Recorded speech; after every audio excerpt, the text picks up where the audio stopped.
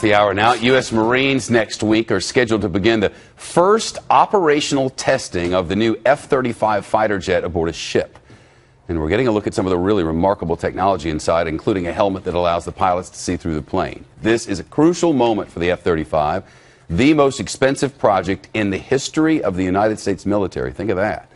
Pentagon officials say they expect the jets to become operational by the end of this year. And Leah Gabriel, of course, a former Navy fighter pilot herself, one of the few civilians who's ever put on that helmet, that high-tech helmet, and she's live in Midtown Manhattan at a simulator. Wow, it looks like Dave and Buster's or something. What are you doing? Well, Shep, I am not lying when I say that I'm having a really good time out here. But the Lockheed Martin folks brought this simulator here to New York City to give reporters a sense for what it feels like to fly in the F-35. But I can tell you from personal experience that there's really nothing like sitting in the actual cockpit and interacting with the jet in ways that we really haven't seen before. And recently I got to do just that. Take a look.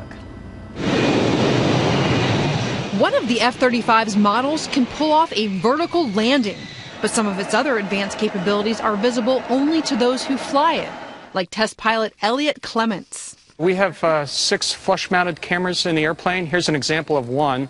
It's an infrared electro-optical camera, and it's flush-mounted in the airplane, obviously for stealth purposes and other reasons. But what it does, really, is it gives the pilot a 360-degree spherical view of the battle space. A view the helmet projects onto its visor, flashing flight information and highlighting enemy targets on a night vision display. How does this helmet really bring it all together for you? Well, the helmet, it takes the sensor information from all the sensors on the airplane and puts it into very distinct symbology, and it actually points you to where the threat is. All we can really show you are these animations. The actual view is classified, but I got special clearance to see it for myself.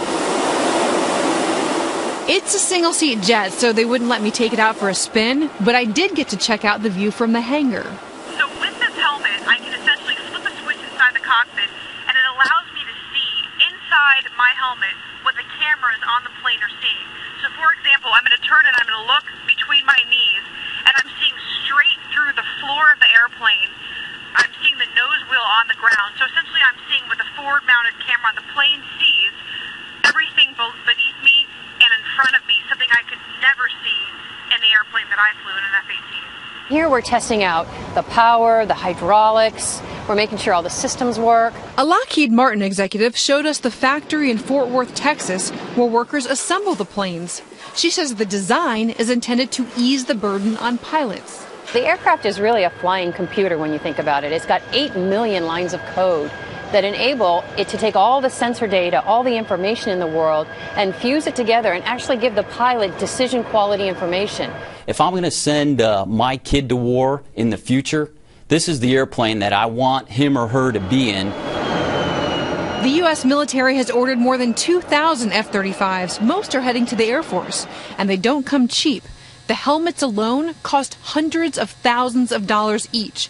But Air Force officials say the investment is worth it for America's fighter pilots. They're able to have situational awareness that's unmatched in our legacy airplanes, in that now they're able to manage the battle, manage the fight, as opposed to operating the specific systems, which then allows them to be more effective. Every time I get in this airplane, every time I climb in it, I feel like I'm climbing into an airplane from the future.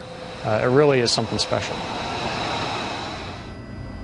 Well, the government estimates it'll be spending around $400 billion to purchase all those F-35s, and that's on top of the trillion or so dollars that it'll cost to operate and maintain them over the years. Now, of course, we know the program has run into a number of issues along the way, technical problems as well as software glitches, and those have caused some delays. But despite all those problems, Shep, the Department of Defense still says that the F-35 remains a top priority for the U.S. military. All right, Leah Gabriel at Dave and Buster's. Man, that was something else, Leah. Don't bring that helmet back here now. You can get in all kinds of trouble.